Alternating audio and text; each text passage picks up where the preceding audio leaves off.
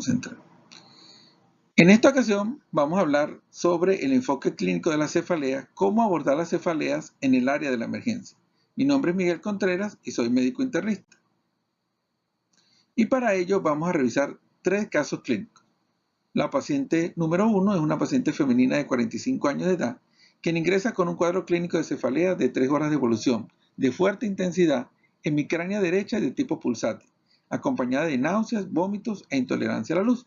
Es portadora de una migraña desde los 15 años, con presión arterial de 120/80 y no se detectan signos de focalización neurológica. La segunda paciente es una paciente femenina de 65 años de edad, quien es traída a la emergencia por cuadro clínico inicial de cefalea occipital y luego convulsiones tónico-clónicas de primera aparición, con pérdida de conciencia y relajación de esfínteres. Es controlada en el servicio de oncología por SEA de mama desde hace 2 años. Al examen físico es una paciente somnoliente y confusa, tiene una presión arterial de 160 con una frecuencia cardíaca de 81 por minuto y una frecuencia respiratoria de 16 por minuto. Tiene una hemiparesia izquierda de predominio braquial. Y el tercer paciente es un paciente masculino de 82 años de edad, quien es llevado a la emergencia por cuadro clínico de 2 días de evolución, caracterizado por cefalea occipital derecha, somnolencia, letargia y episodios de agresividad. Los familiares refieren traumatismo craneoencefálico desde hace una semana y al examen físico tiene una presión arterial de 90/55 milímetros de mercurio con una frecuencia cardíaca de 41 y una frecuencia respiratoria de 18 por minuto. Tiene papiledema y parálisis del tercer par craneal izquierdo.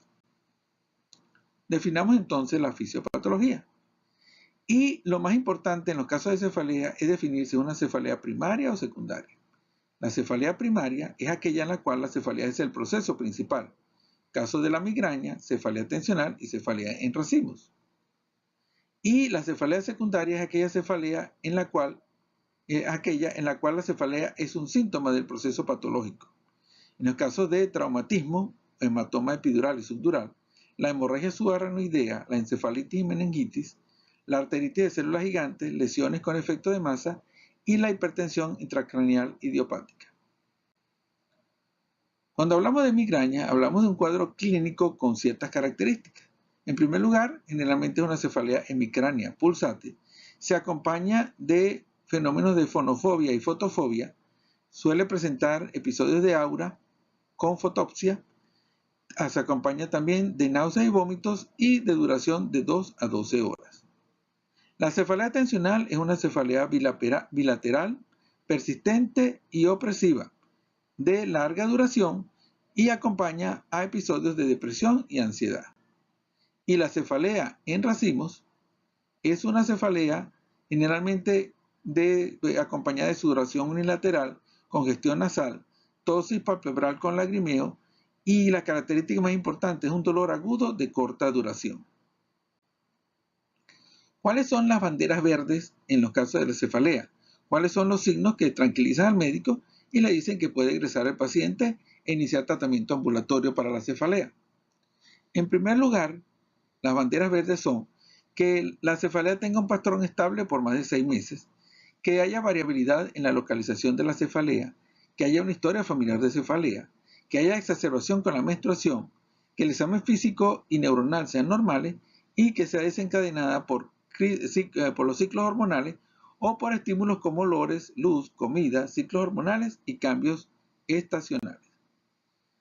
Bandera verde en los casos cuando hay afectación de la columna cervical, cervicoartrosis, cefalea que la acompaña a la lectura, cefalea asociada al uso de medicamentos o cefalea asociada a procesos virales.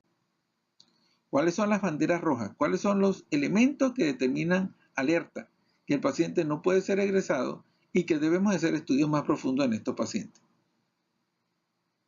Inicialmente, entonces, las banderas rojas son una cefalea de inicio súbito que suele sugerir hemorragia del sistema nervioso central o lesión con efecto de masa.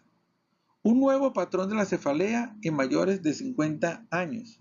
Por ejemplo, esto suele sugerir arteritis de células gigantes o tumores. Un cambio en el patrón de la cefalea, que indica que puede ser un excesivo uso de los medicamentos o lesiones con efecto de masa o infecciones del sistema nervioso central. Que haya focalización neurológica, nos habla de una lesión con efecto de masa primario o una MT, infecciones del sistema nervioso central, enfermedad del tejido conectivo e hipertensión intracraneal. También son bandera roja cuando una cefalea es posterior a un traumatismo, nos habla de hemorragia o disección, que sea acompañada de fiebre, infecciones sistémicas o meningoencefalitis, que haya pérdida de peso, nos habla de malignidad, HIV o enfermedad sistémica, y que sea acompañado de una enfermedad sistémica como la HIV, crisis hipertensiva o enfermedad del tejido conectivo. En el caso de embarazo nos podría hablar de toxemia y apoplejía pituitaria. En el caso de fiebre, infección sistémica y meningoencefalitis, que sea desencadenada por tos, coito, ejercicio o valsalva, lesiones con efecto de masa, hemorragia subaranoidea y disección carotidia. Y en el caso de que sea cefalea postural asociada a punción lumbar o a hipertensión intracraneal. Bandera roja, cuando hay un patrón de empeoramiento de la cefalea, nos habla de la posibilidad de un LOE. Bandera roja, cefalea asociada con cáncer o HIV, nos podría hablar de encefalitis o meningitis.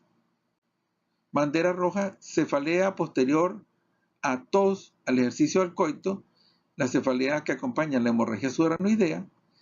Bandera roja, la cefalea con papiledema o focalización neurológica, nos habla entonces de LOE, encefalitis, meningitis, colagenopatías o malformaciones arteriovenosas. En el caso de los LOEs, el patrón de la cefalea en el caso de LOE es una cefalea subaguda y progresiva de inicio a mayores de 40 años, de ocurrencia nocturna, precipitada por cambios de postura con confusión, convulsiones y focalización neurológica. En el caso de un hematoma subdural, la cefalea se asocia con cambios en la personalidad, somnolencia, letargia, convulsiones y signos de focalización neurológica. ¿Cuándo indicar una tomografía a un paciente con cefalea?